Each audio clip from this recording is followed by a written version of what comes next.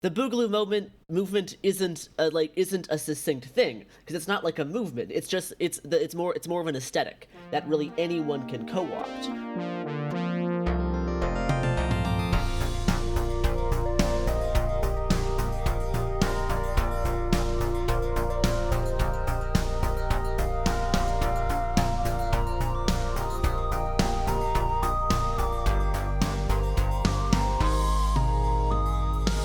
Okay, here we go. Ready? A 1 and a 2 and a 3 and a clap. Was that easier? Yes. Was it? That was in triplets. That was way weirder. Oh my God. God damn it. I intentionally tried to be shitty that time. And I failed. Come on. Hey, speaking of intentionally shitty, I had to do an errand. It's hard to not describe the errand I was doing, like, to make this thing work out. But so I had to get a new phone. Like, my phone is from years and years ago, and now I needed to upgrade to a new phone. So I go to get my phone, and I do all the online everything, so I can just walk in, get my phone, leave. That's the idea. I don't want to pay for shipping. And it's not far away. I'm in a city. So I go and I get in there is a line to pick up my phone, even though I go on a Wednesday at like 10 a.m. I'm like, everybody's at work. This should be relatively empty. Woo, way too many people. So we're around and I'm like, oh wow, every single person has a mask. This is pretty cool. Like, great. I mean, it's been a year, so come on. But at the same time, they were doing it. Great. I get in line, I'm like kind of texting, blah, blah, blah. And I look up and I just like, you know how you have the realization where you look up and you're like, then you look down, then you go, oh wait, this person doesn't. No, they are 100% maskless and they're the only one. The whole thing, and they're having like a prolonged close conversation with this employee. Oh. So, and then I noticed that he's literally holding like his arms across. He has his mask in the one hand, like with his crossed arms. So I'm behind him, and I don't go full dick immediately, even though I could. Yeah. But I like cup my hands and I go, "Hey, sir, could you put on your mask, please? The one that you're holding in your hand." And before I can get that far, he does what I refer to as the redneck run up, where he steps up to you really close in an attempt to like intimidate and startle you out of whatever you were going to do. But do you know me? Has anyone here met me? Hi. Is everyone familiar Yes. with how I would probably react? If anyone redneck run-ups on me, they will get the "This is Sparta" kick to the stomach. So he does the thing, and he's like, it was some combination of like, you need to shut your mouth right now, or if I can't, and it was like, it's just some vaguely threatening whatever. But what they unwittingly did by doing that particular move is now the security guards nearby have seen this, and I get to act extremely outraged. I'll be like, "Excuse me, sir, this person just threatened to blah, blah, blah." And now I'm like standing by the security person, and I'm like, he thought he was going to scare me away really quick. But what actually happened is I loudly announced, "I'm going to cut you in line," even. Cut him in line. I'm now in front of him in line. Security is saying nothing. They don't want to get involved. Like, nobody here wants to be part of this. And I am just going solid for 5 to 10 minutes. I lost track of time, but I was just in a heckling nirvana where I'm just constantly shit-talking this person. It was great. It was a very fun time, all in all. And especially because they weren't like looking guilty. No, they were like trying to yell right back at me. I bet you're a Democrat. And then I got to yell, "Did Q tell you that you don't have to wear a mask?" I get to yell, "You're an embarrassment to white people. You acting like an asshole is fucking this up for me." Also, we happen to be the only 2 white people like out of the 50 people standing around. It's just us. I'm like, you're shitting on every single other person here is wearing it. I've learned my tactic when I'm being loud like this is to make it about how the rest of the group is doing the right thing. Nice. Because that makes it less likely that the group is going to be like, "Hey, shut up," to me. Yes. That's a good way to do it. Make him the asshole, absolutely. Because he is. This was it. It may not be helpful necessarily, but it does make me feel personally good. And hopefully the employees then get to talk about it for the rest of the week. Yeah.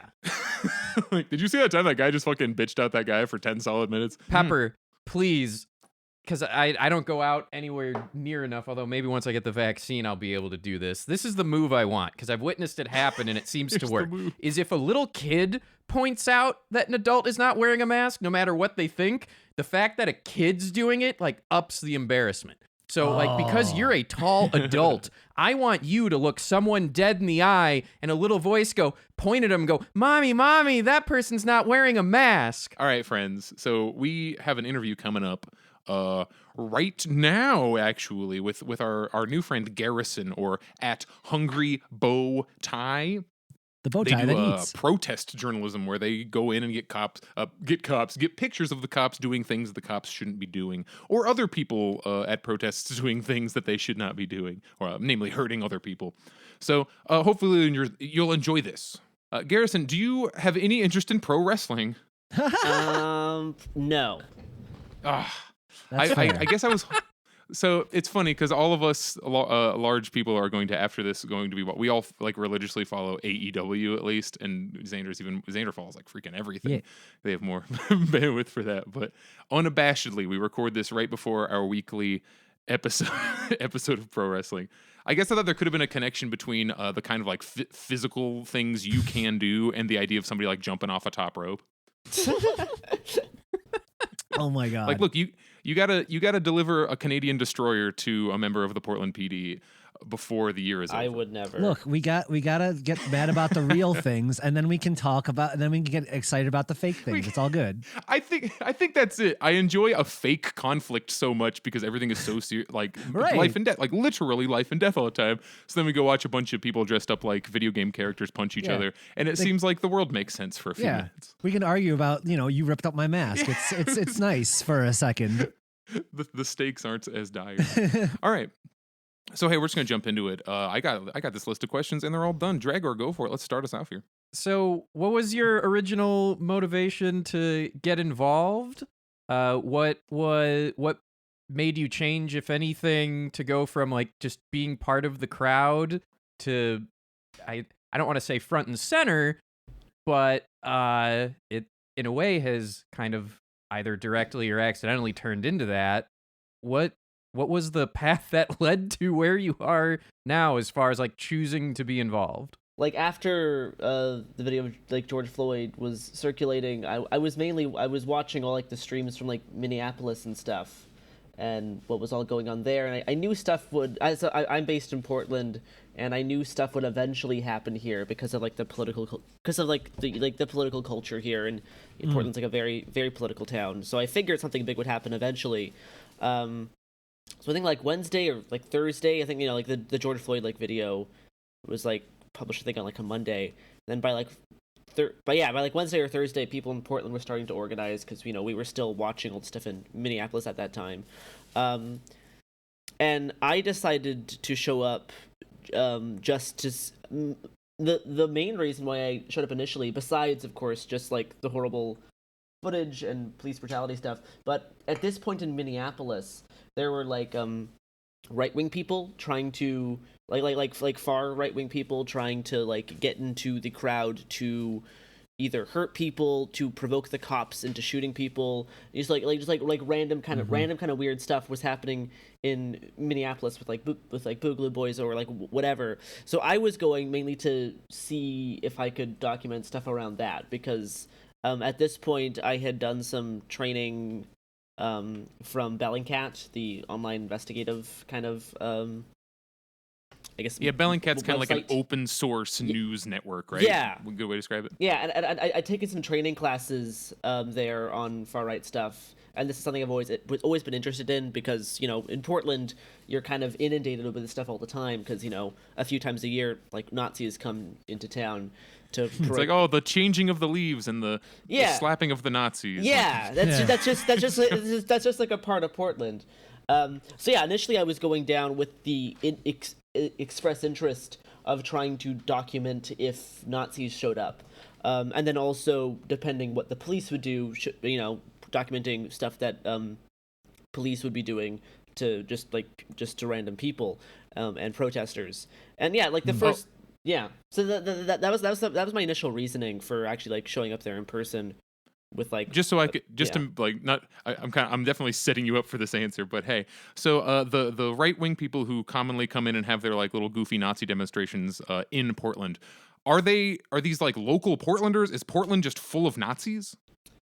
Usually the people that show up in Portland come in from out of town, either like Vancouver, Washington, which is up north a little bit, or from just like the surrounding kind of more like rural areas. But yeah, like it's like express. It's like when they announce these things, it's like the express interest of being like, hey, we the Nazis are gonna invade this like liberal town just to like yeah, because like the point is to go to this place that is seemingly very liberal and progressive and annoy them by us being there. And they want to start a fight and then record the end of it and say that that's what happened. Yeah. And like all the various tactics. Yeah, they'll be like, "Oh, we were here just at like a prayer rally and they attacked us." Yeah, like, that's the kind of thing that they'll try to do. We were all just standing around in bulletproof vests, waving pepper spray, and then suddenly someone started some shit. Yeah. That's so. Yeah. So it sounds like a lot of your involvement involved like stopping a lot of these agitators, and you said, "Hey, that's fucked up. I don't want that to be a successful bullshit Nazi agitation attempt," and like countering that. Hey, like that's kind of like you were mentioning that you saw that and you wanted to do something about that. Yeah, so that's interesting.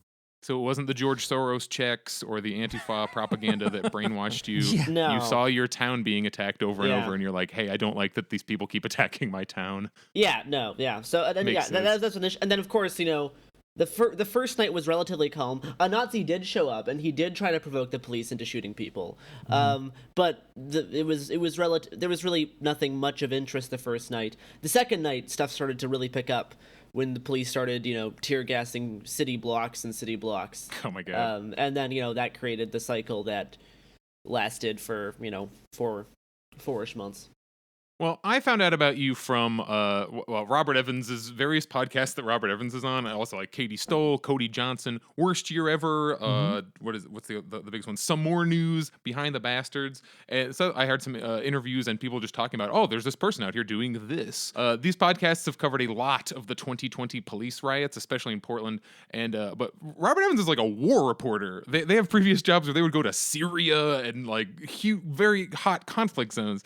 So in Portland, weirdly, that experience is extremely apt. So, like, based on the kind of conflict you're already doing just in your own local area, would you ever have any desire to do other conflict journalism? At this point, yeah. Like my interest has been on reporting on kind of far right activity. That's why I took Bellingcat classes from Robert Evans. Like, I don't know, like over a year ago at this point, which is very funny. Like before we like met each other in person and became friends, I took like classes from him and others. So that's always a little funny thing to think about. But yeah, I mean, I have a particular set of skills now that is kind of unique, and I may as well try to put it to some good use. I'm pretty mobile. I'm pretty able-bodied. I'm okay with the camera. And I already have PTSD, so a little more is probably won't hurt that much. That's an interesting thing to bring up. Just it's personally relatable to me. I have my own in a weird way. Like, how do you, if at all, like, you have it and the situations are there. Is like going into it and reporting, do you have to worry about triggers? Is it after the fact? Like, how do you take care of yourself with that while still pursuing, this work? Yeah, that's kind of actually part of the problem, because in the moment, you're really not present with what's happening to you and your body. It's very disassociating, because I'm looking at the world through the lens of a camera, so I don't really feel like I'm there at all. So then you only really feel kind of the effects of the trauma you just faced by the time you get home. So then you're feeling all this like stress and trauma when you're just sitting in your bed. And then you got to go through and watch the tape of yourself getting like, ugh. That's like the whiplash effect of, I was in danger. That's yeah, weird. Like, there it is. Yeah. Here's the video. Jesus.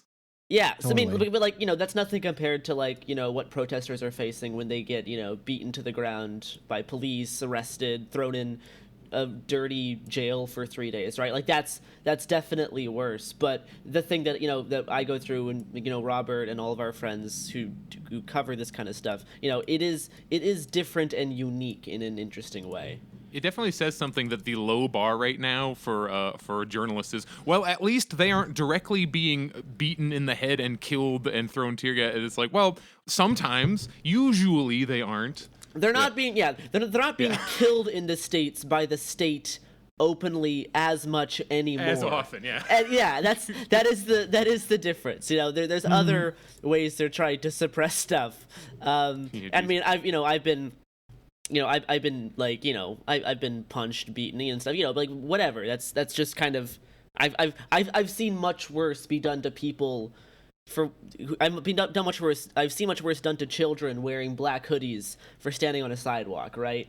So I don't want to. I'm not the victim here. Okay, I remember a month or so between here's the guy Garrison who keeps getting amazing shots, and Garrison's job is now to get shots. So what was that transition like? So like, were you noticed more? Did you have to change tactics?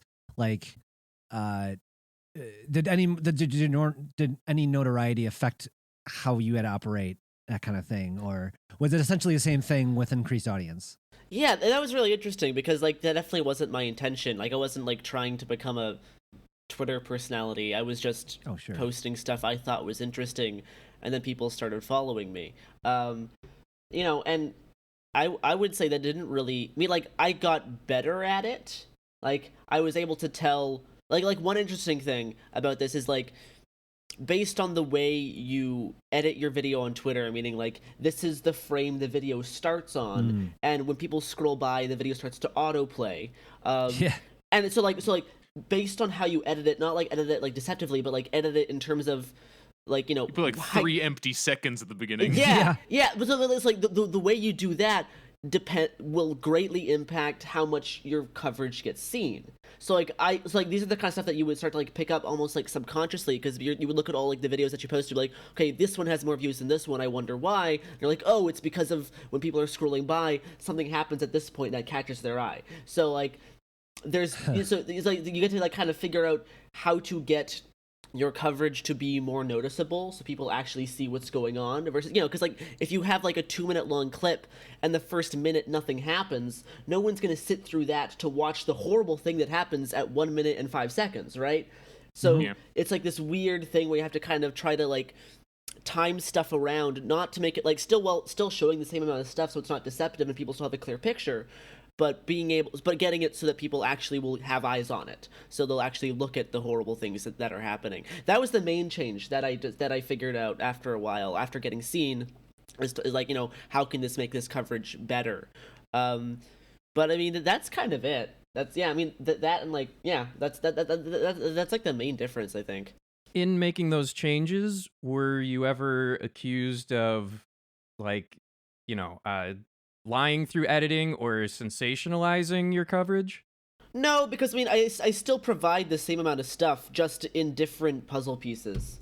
And yeah, like it's the same thing. I've never really got it that I know of. I've gotten accused of doing deceptive editing.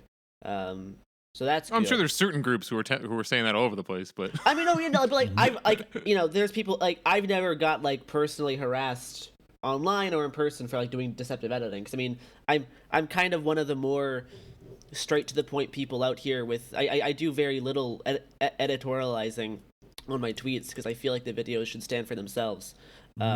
So yeah, and I agree. Yeah, so I haven't done really much on that side. This leads into my next question, and above all else, thank you for getting this. I personally love tangible, like, first-person documentation. It's that much more real. I like reading an article, but the article is always open to interpretation. It's hard to argue when police are beating down peaceful protesters. And video like this is also important in that it's really the only tool we have right now where there's even a chance of police facing consequences for it. You know? Yeah. Xander and I are in Chicago, so, you know, having 20 eyewitnesses of a police officer doing something, and if there's no video, it's like it didn't happen. Our testimony didn't matter if they even solicit us for it. Yep. So with police, there's that. If you talk to a lot of us Midwesterners, the idea of militia people being out there, I've never really witnessed it until I saw the news, or I saw these weird interviews, or I saw the militia demonstrations.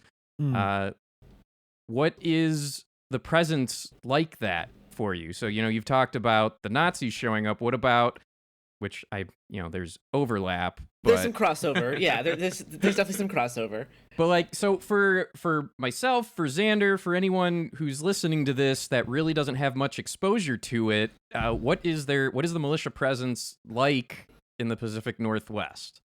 There's definitely it definitely fluctuates. Yeah, that is an interesting question, because I mean there are definitely more notable militias in other parts of the states, but I guess it really depends on what your definition of militia would be.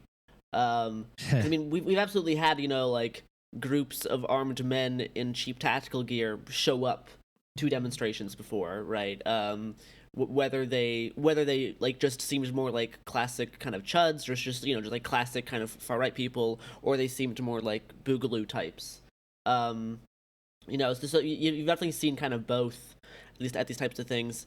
So I guess the most maybe that would be a way to spin this, actually, is because you see so many different genres of just that kind of area of like, they don't all believe the exact same things, but they kind of have similar goals. So like, what distinctions do you draw? Like when you look at someone, you go, oh, that's a Proud Boy, or oh, that's a Boogaloo, or oh, that's a freaking 3%er. Like, can you or does it even matter? Like, no, it actually does matter, because these things can be different.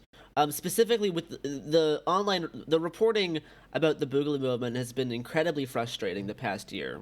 Because people often flip-flop between saying, all Boogaloos are Nazis, which can confuse some people, and then you'll have the Boogaloos that are like, no, we're basically anarchists of some type, usually to anarchists on the right, meaning they're pro-capitalism, so not really anarchists then, but it's like this extreme right-wing libertarianism versus just like straight up authoritarian Nazism. And the Boogaloo movement isn't a succinct thing, because it's not like a movement. It's just it's more of an aesthetic that really anyone can co-opt.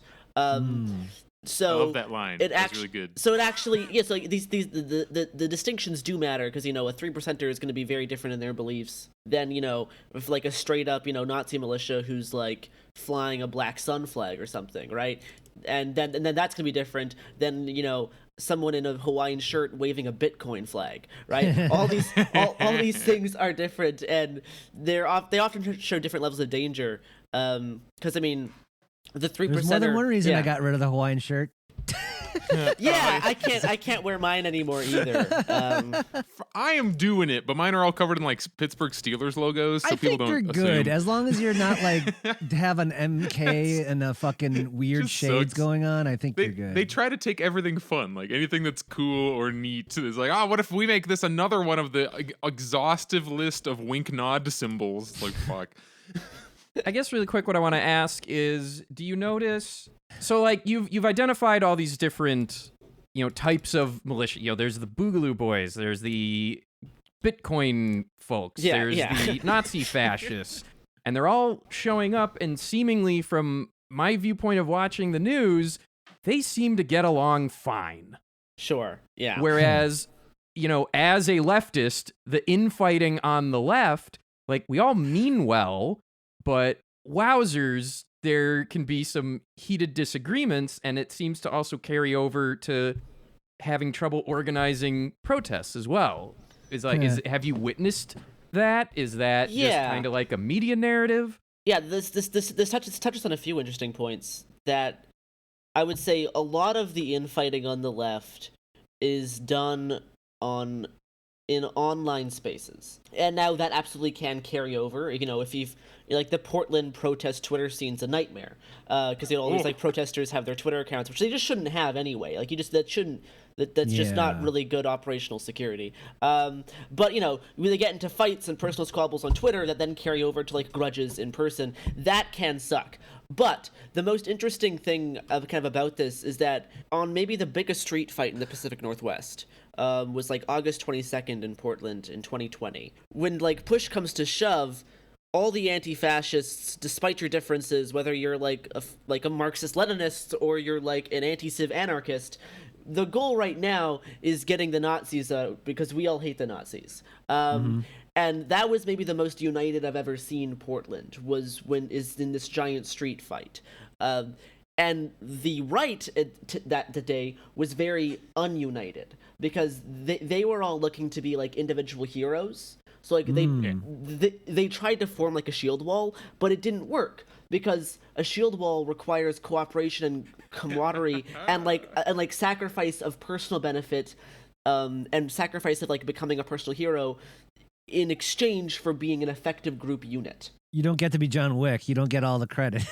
Yeah, exactly. So like the right could not achieve being an effective group unit, all right? Because like there was a mix of Nazis there that day, like straight up like Nazis that have been to jail for murdering people. They were there that day trying to like lead the shield wall. There was like Back the Blue folks. There were like MAGA folks. There were like libertarians. There were 3%ers. You know, all these kind of groups, and they could not cooperate in a meaningful way.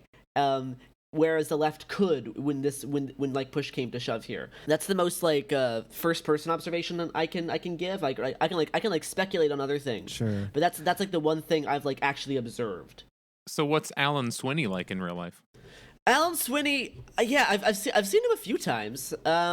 You just keep showing up. Oh, background if nobody knows what the hell I'm talking about. Alan Swinney, you may have seen him in various... He's like the really big looking guy who has like big facial hair, and he had a few moments where he's like out there with the Proud Boys yelling at people like, you gotta get out of the way! He's just like out there to Hulk Hogan. It was really good because at one point, Robert Evans, guy we mentioned before, they end up right next to each other in the thing, and Robert's like, move! I'm sorry, Swinney's like, move! And Robert's like, no. And he's like, I said move, and Robert's like, Oh, no. that guy. And then eventually the guy just has to walk away because Robert's not gonna move. It was kind of amazing. But tell me about Robert. Tell us about Alan Swinney. He wants to. Yeah, I've only seen him a few times, but he's like a vacation dad of right-wing protesters. Basically, I mean, yeah, he thinks he can tell the family, quick, get in the frickin' Subaru, we're going over here. Nobody listens to him. He definitely wants to be a leader, but no one really cares about what he says. Really, nobody at all. No one on the left or the right. Yeah, I know Swinney more from watching hours and hours of body cam footage from him. That's what I know him most from because me and like GoPros 24 hours. Yeah, right? like me, Robert Evans, and another journalist, Shane Burley, got given access to tons of footage that we found of the you're watching like a really fucked up version of Hardcore Henry because it's Alan Swinney. Yeah, so like I just like listened to like the audio of hours and hours of him like driving around like with his friends, talking about random stuff. Hardcore Swinney. Yeah, just like talking about doing like various crimes and stuff while recording unknowingly on his camera. That's amazing. It is crazy how easy it is to get this genre of dude to like admit to things on to document their own crimes. Yeah, that was definitely useful, and I think Alan still is in jail for assaulting tons of people. Yeah, good. Yeah. Good. That's really all I have to say on Alan Swinney. Honestly, he's not worth it. As long as he's not being a problem, then he's not worth the time. So as long as he's like not actively causing problems, I don't feel the need to talk about him much. This might be an obvious one, but it's just kind of part of that. Would you rather, like, when it comes to street who's going to be like in your face? Would you rather it be a cop or a swarm of one of those various groups? That is really interesting. Depends on the situation, right? Because it's very situational. Yeah. Because that really does depend. The Proud Boys might accidentally pepper spray themselves, at least. Yeah, I mean, I've seen the cops accidentally pepper spray themselves. Oh yeah, too. they do it too. I forgot. It's just like where a Proud cop Boys can pretty much do anything legally, and the worst thing that could happen is they lose their job. Yeah, Proud Boys will probably, if they want to, you know, like they probably would be faster to like seriously harm me. But police can make my life a living hell legally for a long time and just like put me in jail for a while. So it really depends. I mean, like the answer here is to get good at parkour so you know how to run away quickly. And then you can watch kind of lots of Kingsman. Then you can kind of figure out all of this kind of stuff. Yeah, I was a parkour instructor for a few years. So wow. That's the thing that saved me over the summer, was that I could get to places other people couldn't get very quickly. You zip in, take the shot, and do a flip, zip out. That's kind of what I started doing. It almost became a meme. Did anyone accuse you of being Spider-Man? A few I was going to people. say, have you worn the costume yet? Not at a protest. He's getting pictures. You got to get some anonymity if you need to. It's the one in the Spider-Man suit? Yeah, I got him. Yeah, it's true. It's true. All right, Xander, you got one. Yeah, actually, I do. One thing I wanted to add to the prior discussion about like why the right like work together so well, quote unquote, and I think is when they have a common enemy. They like, we know our clear common enemy. Or we are going to hate this thing. That's when they all rally very well. Yeah, I Whereas think on they the all left, vote together. yeah, But if you get them in a fight, I have to protect me, and then they leave. Whereas like on the left, all of our targets are very. It's complicated to talk about the whole thing, so it's not as easy to nail it down as what are we fighting. You know, it's inequality, it's all these things. It's not as easy to. And broadly, the right is generally more regressive, and so their goals will often be things that are not new. There will often be things that people have already done, so there's already really a baseline for that. Whereas the left goals are generally things that haven't really been done before, so that can be harder to kind of articulate. Because like generally, if you can be more pro status quo, then you're on the right. Then even if you're claim to be more of a libertarian or claim to be like a back the blue person, as long as certain people's rights are being trampled on that aren't you're kind of happy, right? So they don't really have to worry as much about that, because really the more regressive nature of being on the far right can kind of unify you, even if you claim to be an authoritarian or if you claim to be a libertarian. Anywho, my question was that everyone on the show wants to do more direct action, but we can't agree on tactics. So like, do we chant? Do we antagonize the police? Do we go here or there? So like, what kind of direct action, especially from your experience out there in the field, what do you suggest as far as direct action for people who want to see change?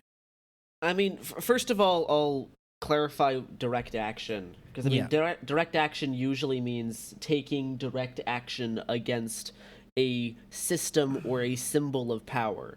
So that often means doing a crime. So like direct action, like direct action isn't chanting. Like chanting is not direct action. Gotcha. Marching isn't direct action. Direct action is like popping the tires on a police car, right? That is taking a direct action against something. So I'm not going to advocate crimes on a podcast. But to clarify, because like the term direct action has been really muddled down the past year. And just to clarify what that actually is, that's like taking a direct thing. And I appreciate you like articulating that honestly. Yeah, like there are other ways to challenge power structures, right? You can do throw for trying to get a degree of public support by doing large scale marches to really to get like a good amount of the public to voice their support of something or voice their not support of something. So there's all these various different things. If you want to play more of an optics game, trying to manipulate media in a way that this sounds all very sketchy, but like I'm just using these words because they actually have like a tangible meaning. Trying to basically play the game of the system of trying to make other people look bad when they're doing things. By the way, we don't shy away from discussions that are open like that. Like, I don't see propaganda as a negative word. It is a neutral word. Yeah. The Democrats the left wing, whoever, needs to exert more effective propaganda because our messaging fucking sucks. Yes. I think it's not hurtful to identify that. Yeah. So whether that be peaceful protesters getting brutalized by police, right? That is like an optics kind of thing. But also, there can be beyond that, right? Because there's things that sometimes peaceful protest, maybe sometimes it's okay to go beyond that, in your opinion, where people are taking, direct action in an anonymous way, whether, be like a demonstration where everyone's in block, or it's not even a demonstration, it's just you and your affinity group, which means like you and your 10 friends go out and do something. You don't announce anything, you don't say anything about it, but you do something and go back home, and that's it. That's the thing. Something's been done. People may find out about it eventually, or it may never be reported on at all. But you know that you took a direct action against something that is a symbol or contributes to our current oppressive kind of hierarchy. Sure. Like pulling homeless people bars off of benches. That Sure. would be Yeah. direct thing.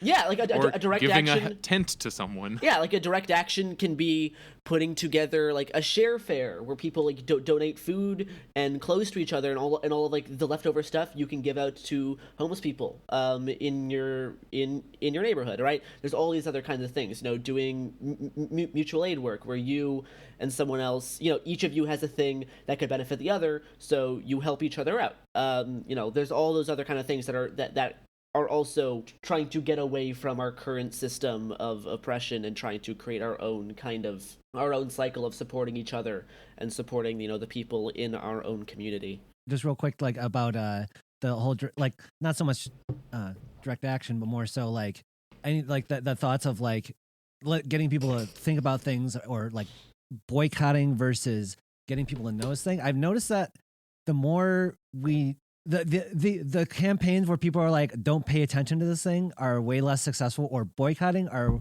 way less successful nowadays, just because of the way the attention economy works. It's way easier to get like, hey, look at this thing, this is fucked up, rather than you know what I'm saying?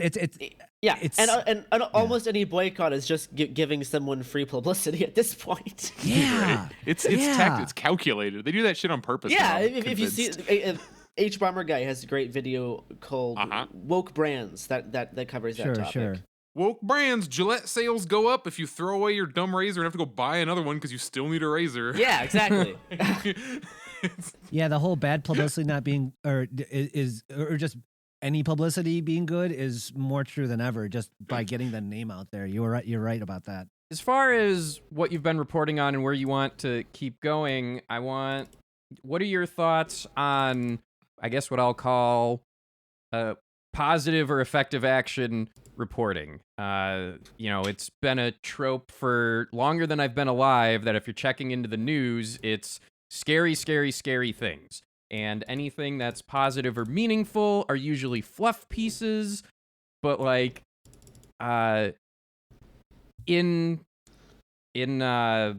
my gosh, I'm blanking on the term. The zone that was put together. Autonomous zone? The autonomous zone. The Chaz? Or the Portland was different? But for example, like most of the news about that was, this is crazy. This is, what the hell's going on? This is chaos. This is wrong. And then there were a couple articles that are like, here is how this group is functionally helping each other. Here's how the structure works. Here's what it's doing that the existing system was not. So where's your outlook on that type of reporting and just the general feel for it? I mean, yeah, that's what we were kind of trying to do with our podcast, Uprising, a Guide from Portland, that me and Robert Evans and a few other nice people put together. It was trying to put together like a more clear picture, talking about both like the negative aspects and all the brutality and all like the failures of protesters in some ways, but also talking about the successes and how people learn from things and how stuff was improved, how people got to learn about mutual aid and how they were benefiting their community in other ways. So yeah, that is something that I would like to do more of. It's just, it's kind of harder to get that work kind of noticed. A common thing the three of us have kind of talked about and in one way or another share the sentiment is that there's a lot of people out there that don't necessarily inherently disagree with these progressive ideas. They just don't understand how it would work. Or, it's a bit of a negative phrase, but we kind of lean into a lot of people lack the imagination to see what we want. What could we do to, like, what can people listening to this do to help you as a reporter make that more of a reality or make that better? Like, is there, like, should people be submitting stories or things they're attempting? I don't know. I've kind of gone off the deep end on the other side of things that I feel like it's like, because I know it is just really depressing, because I mean, lots of people already are doing that kind of thing. It's just that no one cares. That is like the really kind of depressing thing, is that, you know, there is, you know, in Portland, there's always that kind of stuff going on. But if someone breaks a window a week later, that's going to get 50 times more attention. So it's almost a losing battle for you to do things to try to influence the public in that kind of in that kind of, you know, large scale way. I would kind of more recommend just doing that kind of stuff for yourself and for your friends. And if that can improve your mental health, knowing that you helped your community around you and that you have a good support structure, I think that's honestly just going to be way more important and way more helpful, because because in like a capitalist media environment, you can only do so much, right? That's just it's kind of, at a certain point you're kind of going to be putting more effort into something and not getting enough returns, so you may as well be doing stuff that just kind of benefits you mentally, emotionally, and, you know, and materially, and not be so concerned about kind of the exterior media environment. I mean, I don't know, that's just kind of, I've not been doing this for a while, but, you know, I've been in tuned with kind of the Portland scene for longer than I've been reporting on it, and that's just kind of my personal opinion on the matter. This is a question about a treatment from fellow journalists. Essentially, since you mentioned you work, well, even saying work for is almost too strong of a term, but you're affiliated with Bellingcat, who is, their whole thing is like guerrilla journalism. People who live in the place do the journalism. Bellingcat helps with publishing and training. Also, Bellingcat is doing a lot of non-guerrilla journalism in terms of people sitting in computers thousands of miles away doing work that you would only think could be done in person, but actually can be done from far away because of the internet. Oh, wow. I guess I'm just drawing a distinction between that and like a CNN or so. Like, just how different of a structure it is. Sure, like the like goals there's difference different. between like punditry and then actually doing reporting, right? Actually getting new information and putting it out there in a way that's digestible. Yeah, I love how you phrase that. So what I get, my question is, how has the reaction been from other journalists, or specifically if you've had any interactions with like institutionally backed journalists? Yeah. Have they treated you differently? Like, what's that been like? It's definitely been mixed. I mean, there's been a lot of people here in Portland, kind of the more independent people, or people that are not, to be frank, that are not like cis and white, who work in the business, who have been extremely supportive. You know, a lot of people who are, you know, minorities of different, you know, genres, I guess, who also kind of work independently, or at least do freelance work, or are less institutionally tied, have been really great, really friendly, have been really supportive. You know, I've been, you know, pulled out of bad situations by these types of people.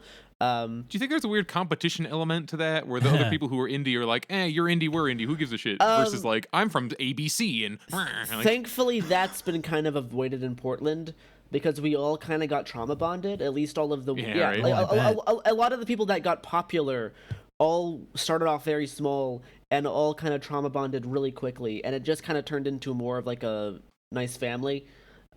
Gives me hope. I like that.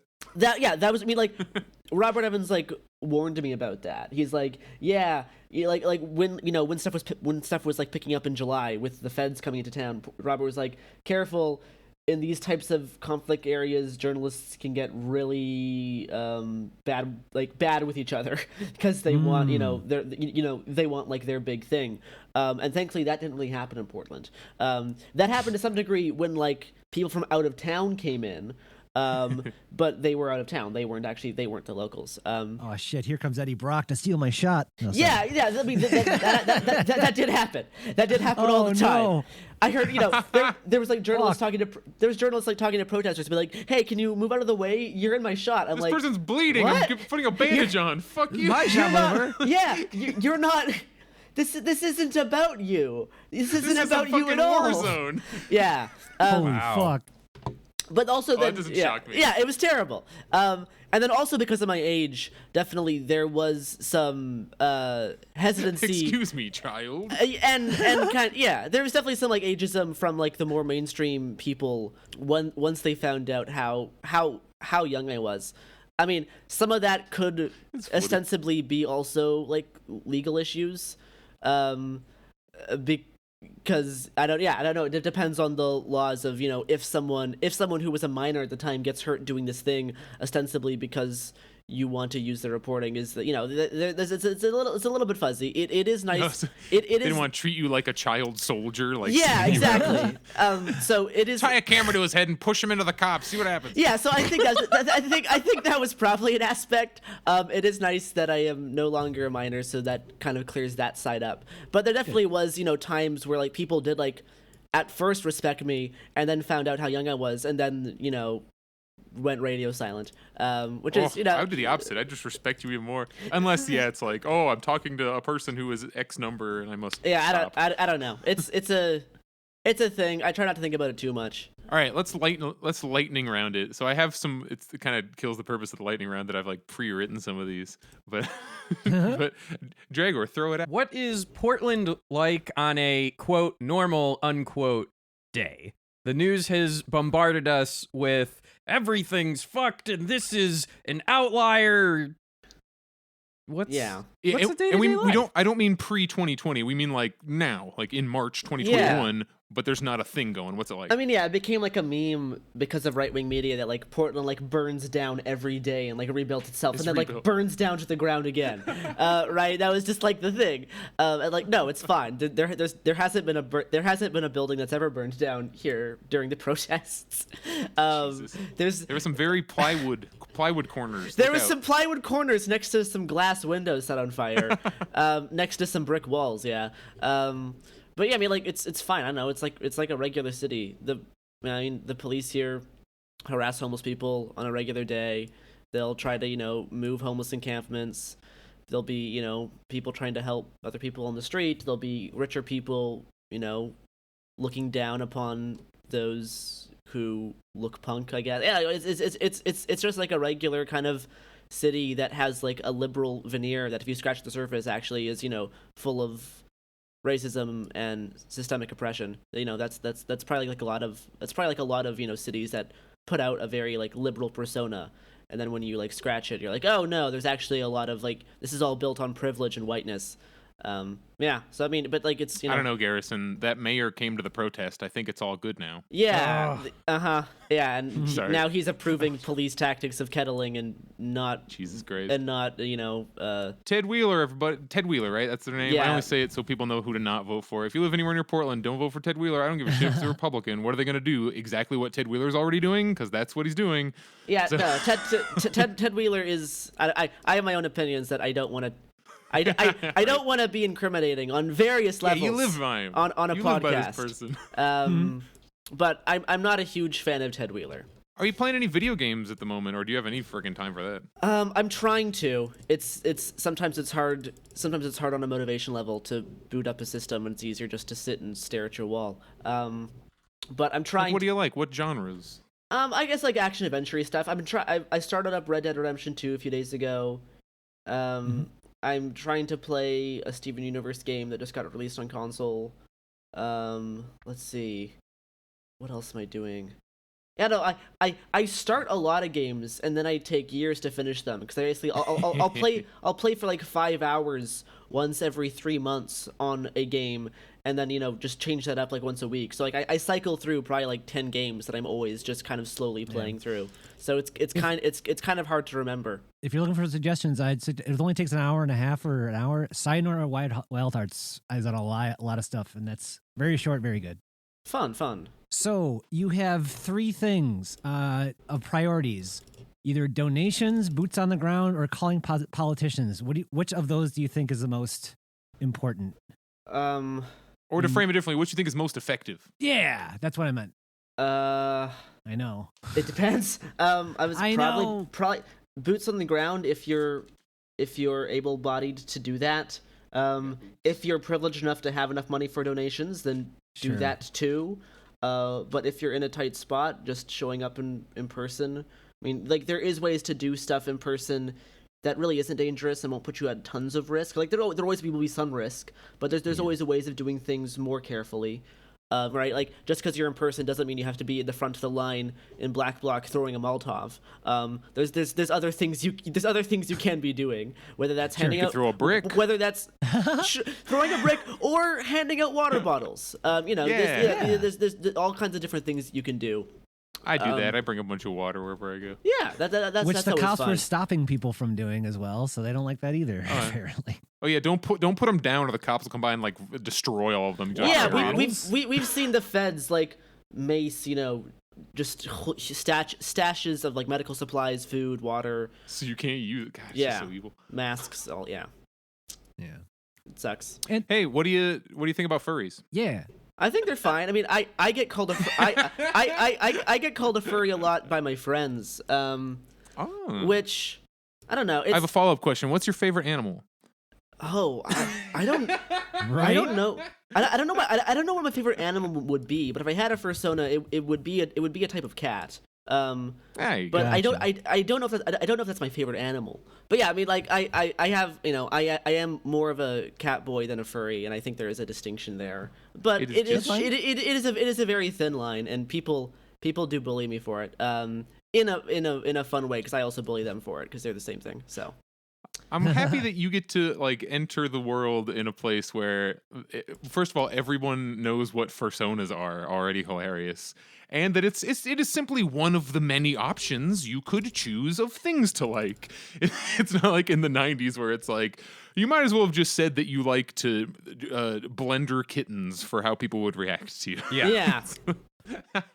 Yeah, if you went to a fur con and you had a cat boy like fursona or whatever, they would be like, "Get the fuck out of here!"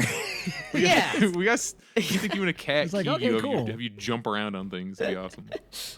Well, Xander, it depends on which subculture of in-person furry events you're participating in, because the cat boy at the dance overlap was pretty big. Wait, well, Garrison, thank you very much for talking to us today. Where should people find you if they want to see you online? At Hungry Bowtie on Twitter is where I do, I guess, most of like my quote unquote work. I guess I don't know. It's a various. It fluctuates between doing reporting on the far right, and doing in-person reporting. Showing resistance and protests and uprisings against the state, against different structures of power and authority. So yeah, my Twitter account at Hungry Bowtie, also my YouTube channel, which I'm trying to do more stuff on. I've been, for the last month or so, I've been working on writing a video about why Nazi cat boys are a thing. That is almost done. So that's been an interesting experience, doing a lot of research, a lot of cataloging a lot of 4chan threads. Oh man! Real quick, I gotta ask: has the Nazi furries come up in this research, or not quite? Yeah, they have. They have. There is some crossover there. There is some repeating patterns there. Absolutely. It's mostly Colorado for some reason. Most of the weird furries live in Colorado. I mean, yes, a lot has happened there, but Illinois got their own. Yeah, Illinois got some. Yeah, they're everywhere. So yeah, So if you want to watch that video, it should be coming out. I don't know, sometime in April, I guess. Maybe March. We'll see. And then yes, if you want to listen to podcasts, I have a 10-episode series from myself, Robert Evans, and a few other people called Uprising, a guide from Portland. Talks about it's good. I've heard it. Great. Oh, thank you. Check that out. Yeah, that talks about the 2020 protests in Portland, covering kind of all sides of things. Then also I've occasionally guest host on Behind the Bastards that you can listen to. I have some episodes about Focus on the Family, the Wave, the Nazi experiment. And I have some episodes on the Rise Above movement, which is a Nazi group that are coming out. I've got to listen to you talk about Focus on the Family. I haven't heard that one. Boy. Oh, you haven't? Interesting to me. No, not that one. Yeah. I weirdly don't listen to Bastards. I listen to my everything God, my else mom used to regularly. listen to that with me in the car. Oh dear. Oh. Yeah, me too. Yeah. Yeah, you should check that out. Talk about I will definitely. I mean, like Behind the Bastards. content warning for like conversion therapy and stuff. Oh no, it's okay. I'll be fine. Yeah. Yeah, It's so religious evangelicals. It's everything you could imagine that is bad. yeah. I don't know if you think- saw the headline, but in the UK, there was a headline I saw that was religious groups complaining that if conversion therapy is banned, people in the church will get arrested. Oh no. That's like saying the quiet part out loud, right? Yeah, that is. If you stop us from, if you make this thing illegal, then we'll have to be arrested because we aren't going to stop doing it. Right? Well, thanks very much for hanging out, Garrison. I hope we'll talk to you again sometime. This Absolutely. This has been great. Yeah, sorry, I'm still waking up. I have a horrible sleep schedule, so if I'm incoherent at all, blame my bad sleeping. Hey, please stay safe out there, and we look forward to seeing more. Well, it's weird to say I look forward to seeing more footage from you, because if I'm seeing footage from you, bad things are happening to people. It's usually pretty bad. Yeah.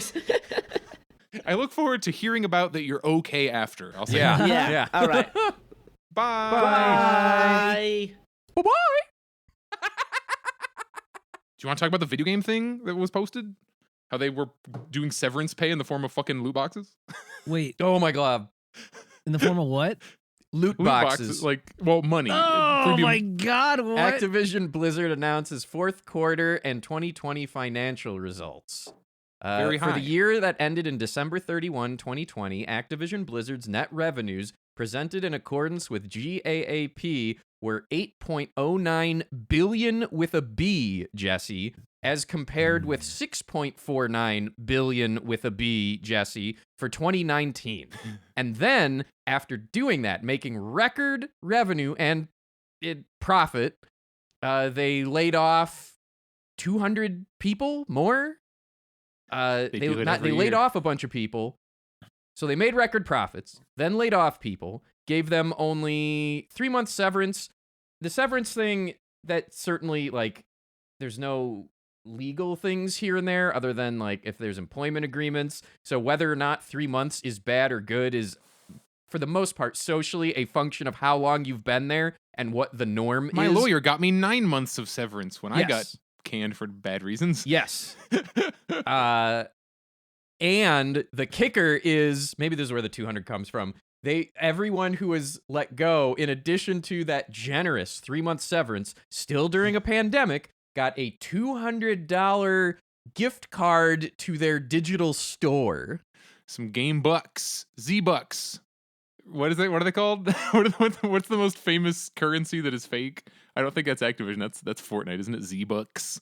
Oh, I don't know. It's like you're fired, but you can buy your children some rent. You can give with us money your again. Z-bucks. Yeah, you can give us back $200 that we temporarily assigned to you for a bit as an apology for ruining your career And or so- ending your employment. I would like to draw a line back to an older controversy of yours, Pepper, if that's all right. Sure. Oh dear. The singer that intended to go to an anti-mask rally and was fired.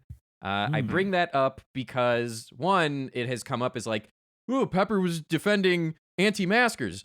No, the point was, regardless of the intent or shittiness of that person, they are still a person and should still be able to live.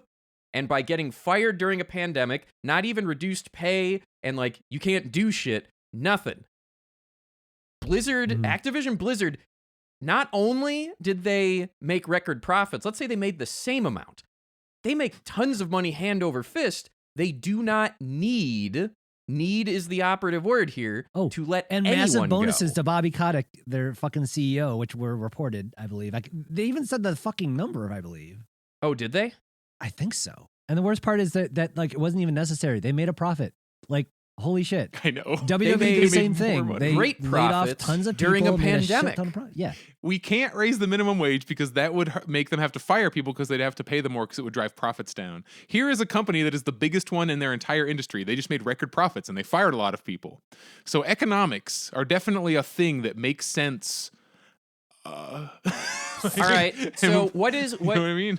do any of us have the ability to voice what if we were to make that illegal, how would that go? Is it even possible? Like, how do you? Fuck, that's a good question. I guess you would have to Yeah, what is your solution, Dragger? Like, Well, so my solution is extreme in that because the legal obligation is to the shareholders to make profit, the key movers and shakers of the shareholders should just go to jail and forfeit their profits because they conducted harm against many, many people, against hundreds of people. They did direct harm to them that was completely unnecessary.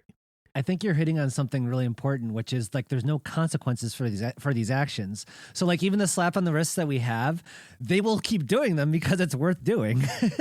Like they take out insurance policies because they know they're going to get fined at some point because you can set up with any private agency on what the terms and payouts are. Like you could just do that. So when we talk about this is kind of similar to how when we talk about medical care, and they'll be like, well, if your employer has to pay for all this medicine, like that seems unfair that they would have to pay for all these healthcare costs. And my point is, yeah, you're right. That would be weird. Why do we have this tied to a job? Like, why do you get healthcare? Why does your employer have to be the one who worries about your health? Shouldn't that be a doctor?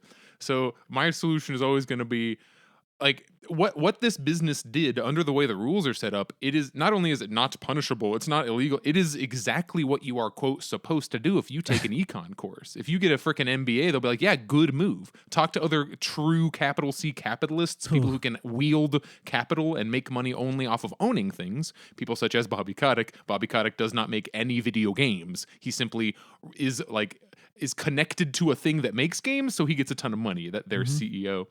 So expecting them to take care of people is like, just because you worked at a place doesn't mean, oh, now you're responsibly connected to this corporation forever. If we had a strong enough social safety net, like all of these Nordic countries we always talk about, layoffs wouldn't be as big of a deal. I do think it should be a little harder to just like drop your employees like a ton of bricks, especially when in the game industry, they are hired with the initial intent to do exactly that from the beginning. That should be something. That should not be a thing you can just do. But the problem of them not having a job is they need to pay their bills. Not that they don't work at the place. We need some sort of unionization, especially in the big AAA business especially having been in it. It's just a fucking mess. Like it's like everyone's a part of this big globocom, especially when you work for one of those companies, and then you get like a small fucking, like I worked for THQ. They're like, oh, you get some THQ stock. By the way, you're on Crunch now. Fuck off. It's like, oh, like they hired me for, long story short, they hired me for a different game, and they're like, oh, you're on this now. But the whole point of it is that you do work for this faceless company and you are just at the behest of it. And that is, I've talked to people who worked for other AAA companies. They all run into the same shit. And there really needs to be something that has to be done about unionization or something for these large companies. The film industry got SAG, and now the game industry needs VAG. Yeah, sure. VAG. The video game makers need some VAG, okay? We're going to make the less gross pronunciation. Do you want to join VAG? Yeah, join VAG. The video yes, game. Xander, I do. In my pants, convert it now, please. Oh, boy. Well, okay, last thing I want to mention. So we're talking about people getting severance pay in the form of loot boxes. I want to remind people of the like company store nonsense that was happening less than 100 years ago. I mean, people's grandparents, people's parents, even if they're a little older, may have worked for an employer where the employer figured out a way to legally pay them in gift cards. Like company money is gift cards. That's what it is. Like it means the exact same thing in today's terms. Didn't Walmart try to do that? I think Walmart already has, yeah. It would in no way shock me, and I think we're going to see more and more and more of, oh, we'll pay you this much an hour in money or this much an hour in gift cards. Amazon, it's going to be Amazon. They're already Walmart starting. too. Didn't you see the article? Is that see? Okay, so I haven't even paid attention. So the prototype to it is they are gamifying the behaviors they want. Oh, that's some of part which, of that? God, yes. Fucking... So for those of you who don't know, Amazon's trying to, or it's already started in one of its facilities. I see H3 worry-free. typing. Yeah, it is. It is fucking... It just is worry-free. Except they don't want you living there. Well, maybe eventually. Yet. But Yet. They are gamifying certain behaviors. So they are gamifying taking a shorter bathroom break. They are gamifying how quick you go. They're essentially without tying it directly to your employment agreement or your salary or anything, are trying to coerce behaviors that are currently protected and like it's illegal to do. So like the bathroom stuff, timing people going in and out of the bathroom and things like those court cases, companies lose those left and right, which is why it's kind of seen as comical and awful whenever someone tries it. So this is the quote unquote positive spin that they're doing, and you get their basically game currency that can get you Amazon bucks or some other kinds of benefits and things. This is the groundwork. This is the prototype.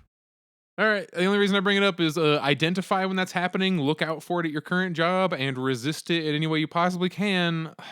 Like, they can't tell you to not, like Drago just said, they cannot legally say you can't take a break, but they can say, oh, if you skip your break, quote unquote, voluntarily, we'll give you another fucking $1. Like, we won't just pay you more like we should, but if you willingly infringe on your own civil rights, we will pay you to do that. And that is the most capital fuck thing I've heard today. It's kind of, as you said, it's not even using direct capital. It's not using the actual dollars. It's not even money. That's it's illegal. It's book fair shit. It's fucking, I read 10 books and I want a Slinky. Ah!